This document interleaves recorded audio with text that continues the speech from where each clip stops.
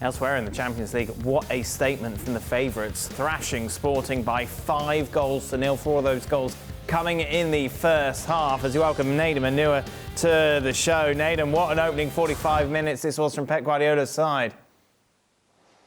Yeah, it was crazy to say the least. I think the first goal, the timing of it, the nature of it, and the fact that everyone thought it was offside, it kind of subdued the crowd just that little bit. And then before you know it, there's a second, there's a third, there's a fourth. And all the goals, not like they were tap-ins or anything like that. And it was crazy because in the same breath, it wasn't as if City had a perfect performance. But as the game went on, the thing that really impressed me the most was the fact that, you know, they managed to remain incredibly professional. You look at the stats there, and Sporting didn't have a shot on target. And I think those 3 shots were all in the first half. So I think it was an incredibly professional performance. They were exceptionally clinical. And tactically, I think they just got it right. I think for Lisbon, they wanted to play what looked to me was like a 3-4-3. But the way that City were, they made it a 5-2-3. And those 2 central midfielders, the workload and stuff that they had to go through against people like Kevin De Bruyne, against Bernardo Silva, Sterling coming inside, Mahrez inside, Foden coming short.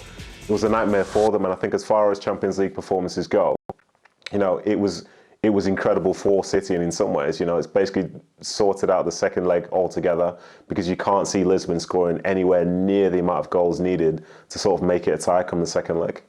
With the exception of Walker, who's of course suspended. Well, you know what they say, 5-0 the most dangerous lead in football. Where does that come from? 2-0 the most dangerous lead. I suppose it's a good side to play against. I mean, you've still got to go and do it. But with Walker, as you said, suspended. John Stones, I think he did it at the weekend, playing it right back again. Clearly, I mean, Stones is a very good footballer, so I think he can adapt. I don't have any doubt about that. He's not going to give you the natural instinct of a fullback going down the wide position. But yeah, I mean, that's a statement.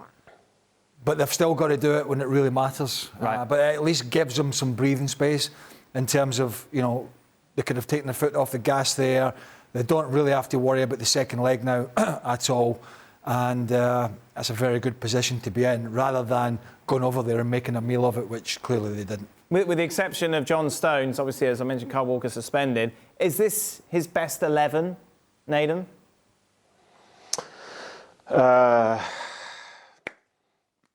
Yes, I would say so. I think they're in a really, really tough spot at the minute because you've got people like Gundogan who aren't playing. He's very capable of being in this side because earlier in the season he was doing exceptionally well. But you start to look at the forward line now, and they're in good form.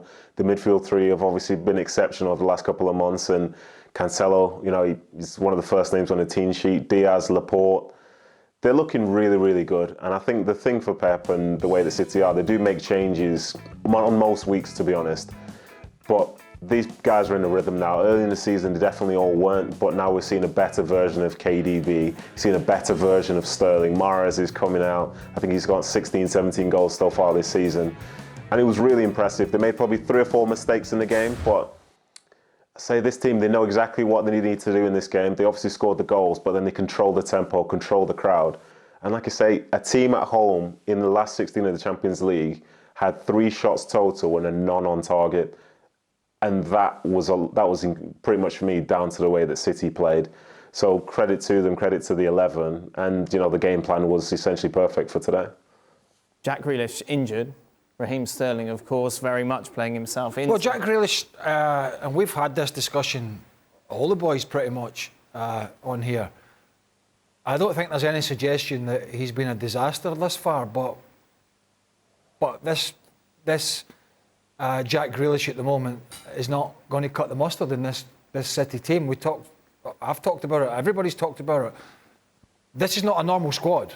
You can be replaced in this team in a heartbeat out, because the standards that have been set, particularly in the forward areas and now obviously in the defensive areas as well, since the likes of Diaz come in, Cancelo's come in, it's an 8 or 9 out of 10 every week are back on the bench. Yeah. And Jack Grealish has been okay, but okay at Man City with their aspirations and with what this coach wants is not going to be enough. On top of that, he's not quite had the phone call yet about what's expected of him in terms of his off-field right. as well. So when you put all that in the bag, Jack Grealish is not in the first 11, even if he's fully fit and available at the moment, because he hasn't done enough compared to other players in this City team. I think that's just factual. And on top of that, Nedum, you've got Raheem Sterling showing flashes of his best once again.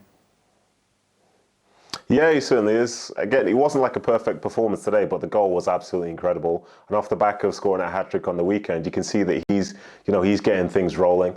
And you see him, you see Mahrez. I think they're the top 2 scorers for the club so far this season. So as Craig is alluding to there, like, Grealish doesn't just walk straight back into this side, especially when the players are playing as well as those guys are right now. So Sterling, is great. I think he became the 10th highest goal scorer for Man City tonight with the goal that he scored.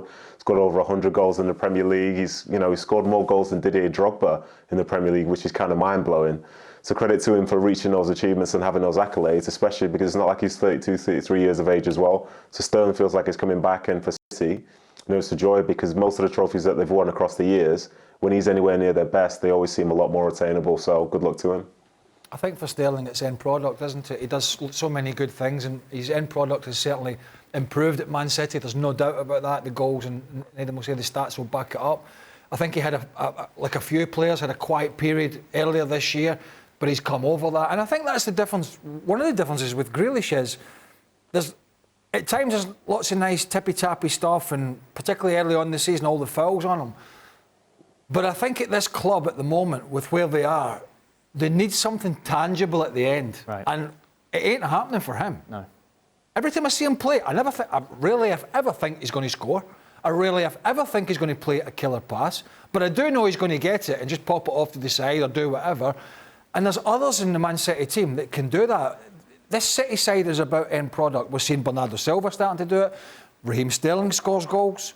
De Bruyne's form is back on top. You've got Foden who can come in. Riyad Mahrez, who is always a bit of a wand on that left foot cutting in from the right. So, I'm sorry, Jack Grealish is not even in the equation at the moment, apart from potentially to come off the bench. What if they had a striker? Right. Well, no, but this is a funny conversation, because people say, I don't think we ever said Man City won't win anything if they don't get a striker. But clearly, City felt, right, let me put it one way.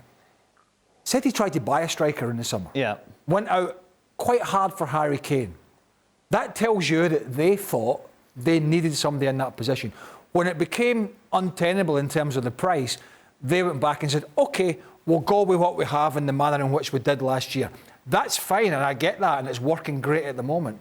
But people should not forget that City went out to try and buy a striker in the summer. In fact, did buy a striker in the January transfer window, right, and the young lad who's going to be coming in from Argentina.